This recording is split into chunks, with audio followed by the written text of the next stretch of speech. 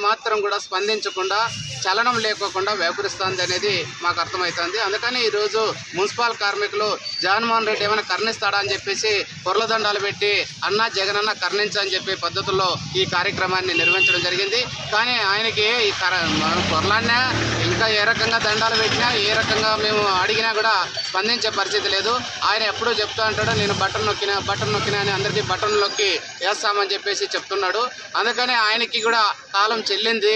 అందుకని ఆ బటన్ ద్వారానే మేము కూడా ఇన్ టైంలో బటన్ నొక్కి ఆయన గద్దె ఎట్లా దింపాలో మాకు కూడా అర్థమైంది. కాబట్టి ఆ రకంగా అట్లాంటి స్థితి తెచ్చుకోకూడదు అనుకుంటే జగన్మోహన్ రెడ్డి గారు ఈరోజు మున్సిపాలిటీల్లో మొత్తం అన్ని రకాల కార్మికులు, ఇంజనీరింగ్ కార్మికులు కూడా మొత్తం బంద్ చేసేసి వాటర్ ఆగిపోతాయి, అట్లనే కరెంట్ అయిపోతుంది, అన్ని రకాల మేము రోడ్లన్నీ బంద్ అయిపోయినాయి, కాలువలు అయిపోయాయి, ఇవన్నీ కూడా నిండిపోయినాయి. సాల్వ్ చేయడం కోసం అర్థం చేసుకొని మా సమస్యలు తక్షణం పరిష్కారం చేయకపోతే రాబోయే రోజుల్లో మాత్రం పెద్ద ఎత్తున మా పోరాటాన్ని ఉధృతం చేస్తామని చెప్పేసి హెచ్చరిక చేస్తాం.